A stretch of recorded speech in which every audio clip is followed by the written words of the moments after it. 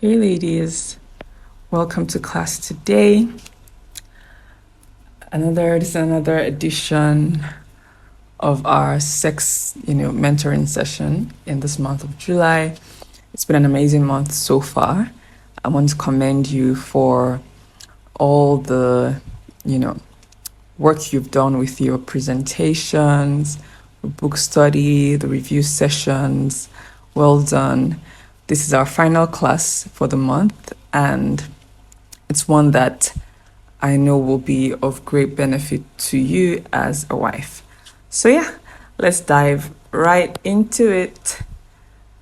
Today, I want to talk to you about barriers to pleasurable sex. So the title is I'm Not in the Mood. And I want to show you 5 common reasons why wives don't enjoy sex. 5 reasons why you as a wife may not be enjoying sex with your husband. I'm going to keep it sharp and straight to the point. And as always, remember that this is not a cut and paste kind of class. This is a class where you sit, you listen, and then you apply it to your own unique situation.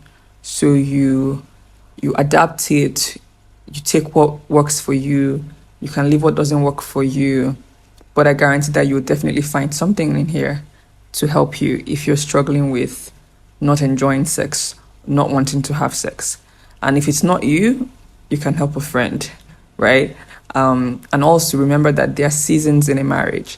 So this season you might be, ecstatic about sex, having great sex. And another season, you might not be as in the mood as you used to be in the previous season. So this can also come in handy for a future season. So just keep it in your right hand or in your left hand. Don't use it to eat eba. Or how did they say that? Just, have it in your back pocket for whatever season of marriage you find yourself in. So let's get into it. First of all, sex is something that is hardwired into us. What I mean by that is every human being is created to be a sexual being. We have what is called a sexual appetite, a desire to have sex, a desire to become intimate and bonded with another person sexually, right? And so when you hear someone say things like, oh, I don't like sex, I'm not in the mood for sex, I don't enjoy sex, it's usually that there's something going on underneath. It's not normal to not want sex. It's not normal to not like sex. It's like saying, we've been hardwired with other appetites apart from sexual appetites. We have the appetite for food, the appetite for validation, the appetite for affection, appetite for even water, different appetites, right? So imagine someone saying, oh, I don't eat or I don't drink water. Like, I can go months without drinking water. I can go months without, eating. And of course, sex is different from food. You don't need sex to survive in that sense. But when you get into the context of marriage, your marriage definitely needs sex to thrive, right? So there's always more to it if you're not enjoying sex. And we're going to look at 5 of those things that could stand in the way and how you can address them. The first and very common one is tiredness. What does it mean to be tired? It simply means to be drained of strength, to be drained of energy, right? And many times it could be to a point of exhaustion where you just knock out, you just want to sleep, you just want to, take a break, right? So if you're here, you've obviously, you're a wife and you've obviously had sex by now, right? And you know that sex is a physical activity that requires energy. Well, except for certain instances where, you and your partner have a conversation where, I'm just going to be here. You just help yourself. In my own marriage, we call it buffet. So just serve yourself. I'm not an active participant right now for whatever reason. You just serve yourself. But that shouldn't be the norm for every sexual episode, right? It just comes in as, as a handy tool, maybe when someone needs a quickie or whatever, right? So because sex is a physical activity, if your body's already feeling drained of energy, if you're already feeling exhausted, maybe from a long day of work, maybe from caring for your children, especially if you have toddlers, maybe from just caring for the house, cooking, cleaning, whatever it is, that got you to the point of exhaustion. The last thing on your mind at that point is to get busy with another physical activity. Yeah? At that point, you just want to either, lie down on the bed, sleep, watch a movie, drink tea, read a book, just something that is not physically demanding. Yeah? And it's definitely understand. I mean, it's 100% understandable. So if at this point sex is the last thing on your mind, we get it. We understand it. We're not judging you. It's a tenable, it's an excuse, it's a reason to say, oh, I can't do it right now. And that's fine. But what I find is that if you wait until the day that you don't feel tired to initiate sex or to respond to your husband's sexual requests, you might end up having sex maybe once a month, especially as a wife and a mom. If you are a wife and a mom, your life is busy, your life is full. You're taking care of not just yourself, but your family, your husband, extended family. Like there's a lot going on, right? As a wife, there's a lot going on. So if you are waiting on the day when you don't feel physically exhausted, you don't feel physically tired, you might have sex maybe just once a month, or maybe twice or 3 times. And maybe on some months that can fly, but in the long term, if you maintain that sex schedule long term, it could be dangerous for your marriage for different reasons that I'm not going to go into in this class, right? So now, what can you do instead of wearing that badge of I'm tired all the time? What can you do? Here's what you can do. You can recalibrate your reality. Recalibrate your reality. Under this, I'll share 3 things. The first is reorder your life. There are things that have become wired into your day or into your week that constantly drain you, that constantly make you tired. And there are things that are important, like you have to do them. But have you thought about maybe you could do those things, but in a different way? In a way that doesn't get you so overwhelmed, right? And one of the first things that you find out about a woman or a wife who is constantly fatigued and overwhelmed is that there's no system in her life. Everything is just happening to her.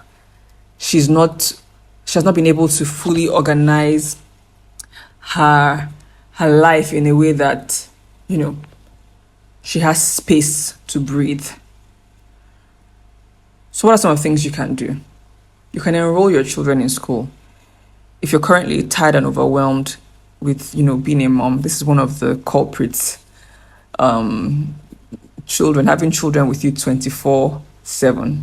I remember there was a day my husband left me and my toddler in the house. This happens often on the weekends because he goes for like choir rehearsals and all of that. So I'm home most Saturdays with my daughter.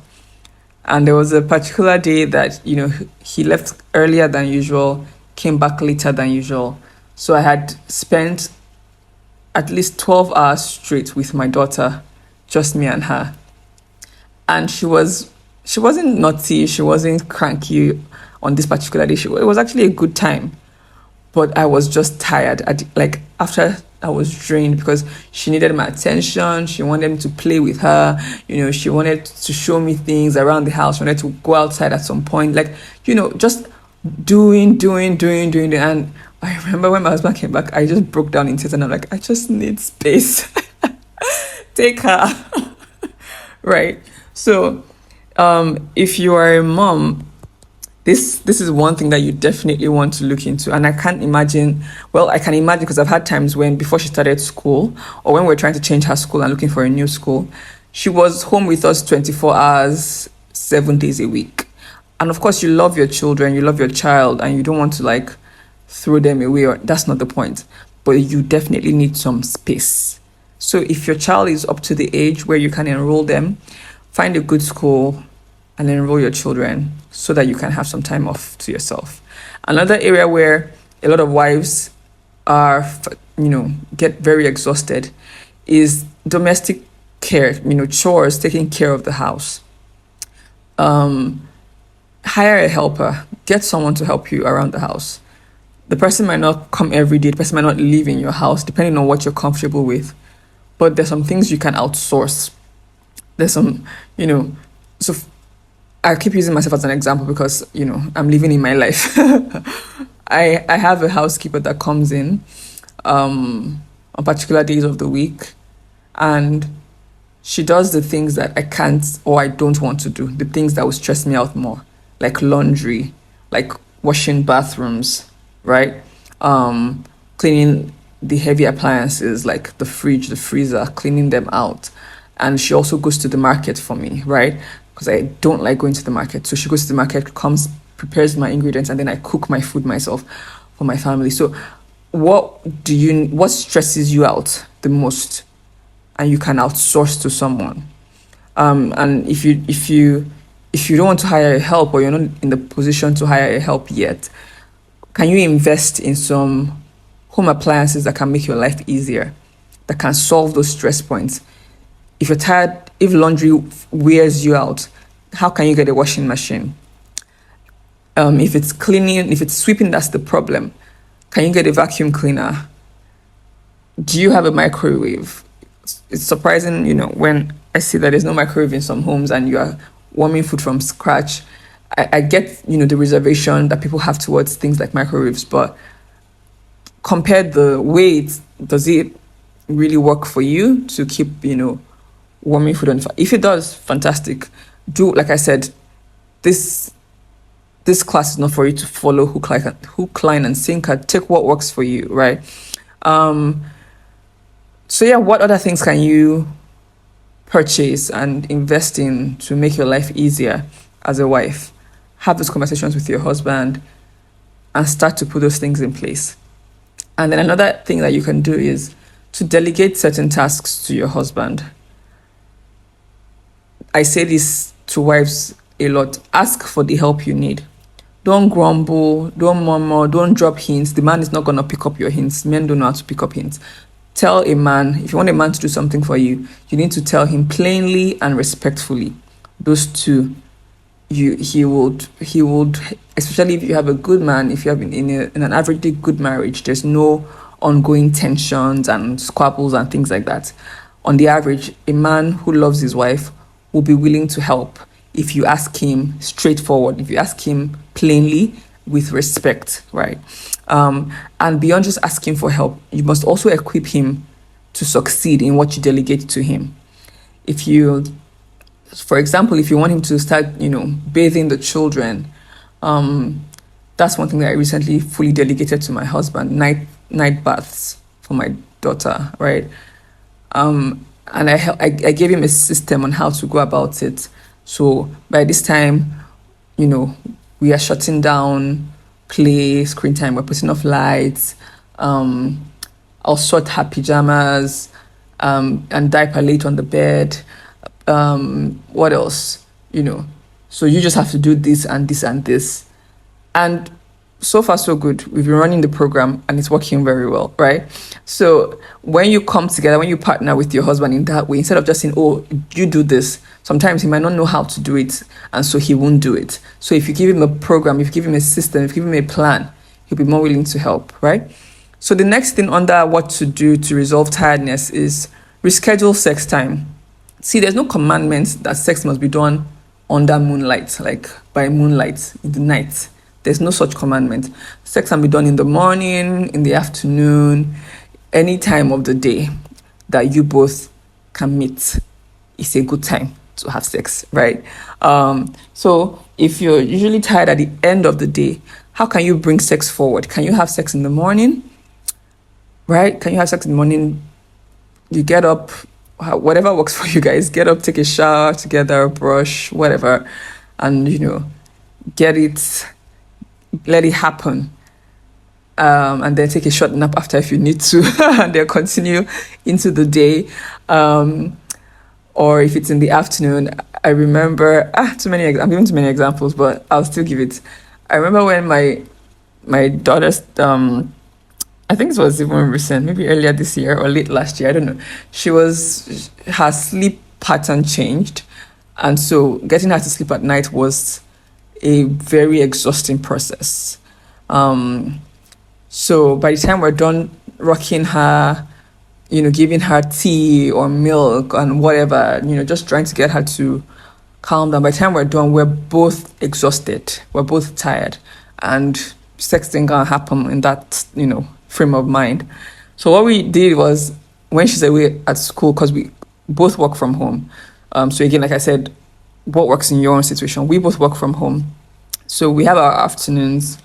So we determined that by this time, so time, just before, we pick her up, we would, no, not before we pick her up, earlier, like late in the morning, like late mornings, after we've dropped her off, we've done our devotion, we've, had breakfast, we've covered some ground with work, maybe around, 11:30, 12-ish.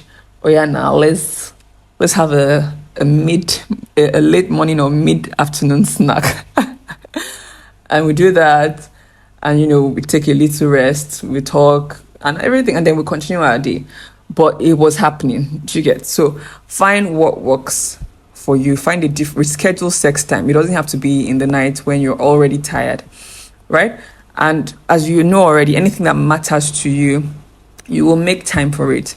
Anything that matters to you, you will want to give it your best energy. You'll come at it earlier in the day. You come at it before anything else takes your energy, right? You don't just leave it to chance. So look at your current life setup, the way your life is currently set up, and determine where sex can come in earlier in the day, and on what days of the week. It doesn't have to be every single day, right? What days of the week. But this can only happen if you see sex as a priority, which takes me to the next point. Number 3, under what to do to solve this tiredness issue. Number 3 is redefine sex. You have to reorient your mind around sex. Too many wives have this, broken record narrative that sex is stressful. My husband is always disturbing me for sex. Is it food? You need to like pause that soundtrack in your brain. Don't even pause it. Like take the tape out and break it, destroy it, throw it away, and insert a new CD, a new audio tape that tells you that sex is good, sex is important, sex is beautiful, sex is enjoyable, right? Change the narrative about sex in your mind. Retrain your brain to like sex, to love sex, and also go and learn how to enjoy sex. If people are enjoying something and you are suffering, why do you want to continue suffering? There's an alternative, so go and learn the alternative on how to enjoy sex, right? So go on, so that's that. Redefine sex, rearrange your mind around sex. That way you are more eager to find a new schedule. You are more eager to, accommodate it in your life. You are making space for it because you want it, because you like it, because you enjoy it. Yeah. So it's important that you do that. And it's important that you enjoy sex, because if you don't enjoy sex, you won't want to have it again. If something is not enjoyable, it's not pleasurable, you won't keep going back for more. And you want sex to be something that you keep going back for more, because it's an important part of your marriage. It's super important in your marriage. If not, like, that's one of the things that distinguishes a marriage relationship from any other kind of relationship. The fact that you are intimate at a level that you should not be intimate with any other person, right? It's an exclusive level of intimacy, and that can only be achieved through sex, right? So learn how it can feel good to you, so that you can keep going back for more. Because if you like it, if you enjoy it, no matter how tired you are, you will always make, there will be wiggle room for it. You will make space for it. Yeah. Okay. So let's run off to number 2 reason why a lot of wives don't enjoy sex is tensions. Tension is a state of hostility or opposition between individuals or groups. In this case, hostility, conflict, friction, opposition between you and your husband. When there's tension in your marriage, right? When there's unresolved conflict between you and your husband, it kills the atmosphere for sex. Remember in our last class, Climbing to Climax, one of the major things that we talked about was, creating that atmosphere for sex. Yeah? So if where there's tension kills the atmosphere where sex can thrive. So it's important that you make a habit of resolving tensions. Because for you as a woman, sex is more emotional than it's physical. For a man, he doesn't really necessarily need an atmosphere in that sense. He's good to go at any point in time, the average man. But for the average woman, if the atmosphere is not right, she can't enjoy the process of sex. She can't enjoy the act of sex. Yeah? So do what you can to ensure that your emotions are positive towards your husband. Your emotions are positive in your marriage, so that you don't shut yourself down, so that you don't keep shutting down sex, shutting down your husband. And like I said, how do you do that? You must properly resolve conflict, right? If you make a habit of just, locking up when things happen, things that you don't like happen, you will have a build-up of resentment, a build-up of frustration, a build-up of negative feelings towards your husband. And you might end up having sex just to please him, But because you are disconnected emotionally, you won't enjoy it. And this can make a woman start feeling used. Like, all he wants is my body. He doesn't care about how I feel and things like that. Those things are not necessary. Talk it out, right?